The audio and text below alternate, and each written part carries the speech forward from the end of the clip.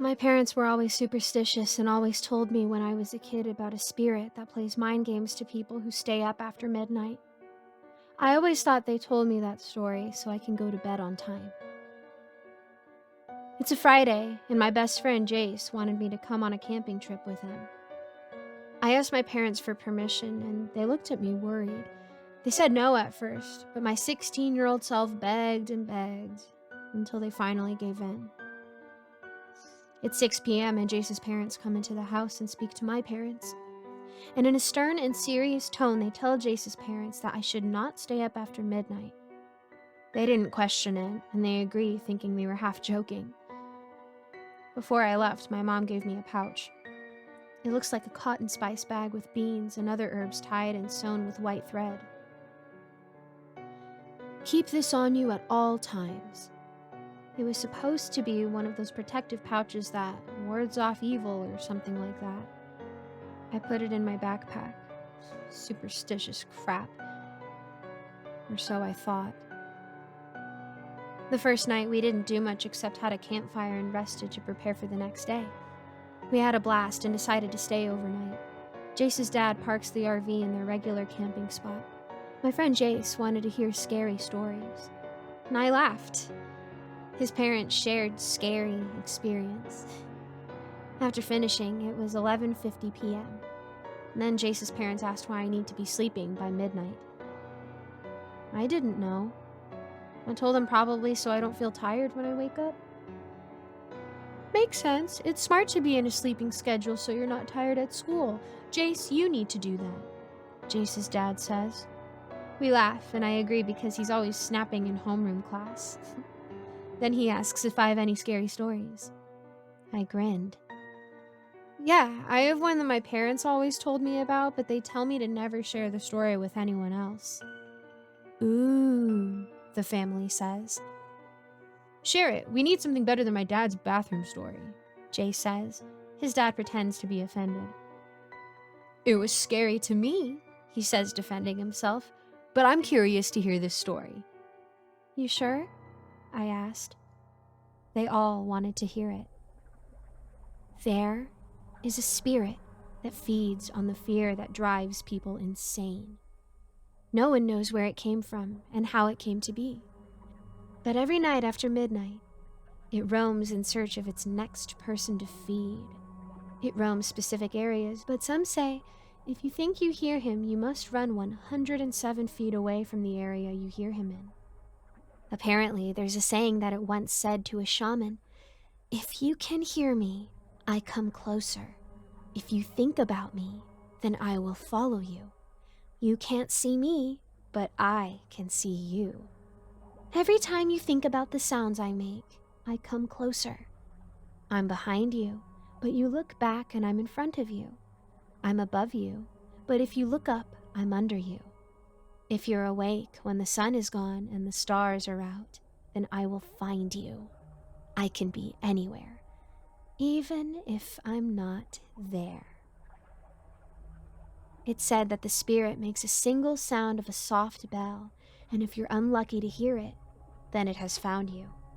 And then the mind tricks begin. And then we hear a bell sound.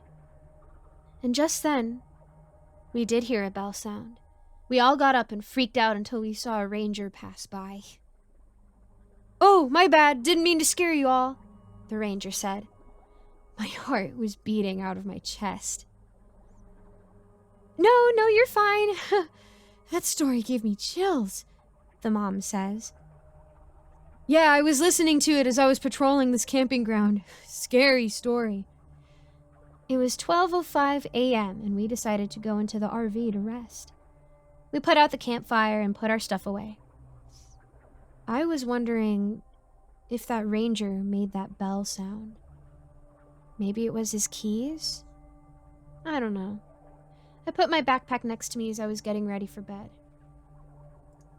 I fell asleep but wake up again and see the dad covering the windows. He finished and I go back to bed again, but as soon as I close my eyes, I could have sworn I saw a dark figure in front of the RV. Morning came and I wake up to see that we're already driving. I checked the time and it's 6 a.m. I thought we were leaving at 11 a.m. I look at the mom and she just laughs. That story got us so spooked he didn't want to stay. I felt so bad. I'm sorry, it's my fault. Oh, no, you warned us, but it's okay, it's supposed to rain later anyways. The dad drops me home and thanks me for the scary story. I laugh and I thank him for the trip. Since it's Sunday morning, I just decided to chill. My parents ask about the trip and I say it was fun. And then they asked about the pouch. I take it out of my backpack and show them it. They look relieved. Can I ask why you guys gave this to me? I asked. Well, it's for protection, Dad says. I know, but from who or what?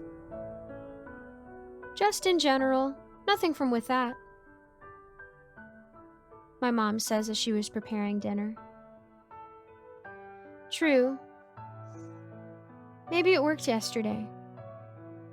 I shared the story last night and I thought I saw something, but we were fine when we woke up. My mom drops a plate and my dad looks at me. Did you have that on you when you shared it? He asked. What? I asked, confused. Did you? No, it was in my backpack in the RV. I was scared and confused just looking at my parents' reactions. They asked me where and when I shared the story. I told them the truth, except lied about the time. 10:30 p.m. That area is cursed now. And then they gave me a full explanation. If you tell the story without a protective talisman or pouch on you, then you curse the area within 107 feet. When they told me that story, they had 2 on them in the house surrounded by sage and dried beans. Apparently, it works as a protective barrier. If you have a pouch on you after you tell the story, then only you are protected. It's been 4 years, and Jay said that they couldn't go back to their regular spot, and it actually became considered as a local paranormal hotspot. I never told him the truth, but hinted that they should never share the story. But then again, they don't remember the full story. Only I do. And you, the one hearing this, word for word.